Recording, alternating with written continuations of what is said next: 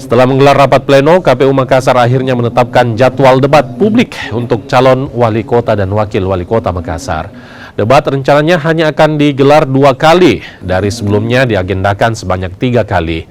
Untuk debat pertama akan digelar pada 26 Oktober dan debat kedua pada 13 November 2024. KPU Makassar selanjutnya akan melaporkan hasil pleno ke KPU Sulsel dan berkoordinasi dengan LO pasangan calon untuk memastikan kesiapan paslon.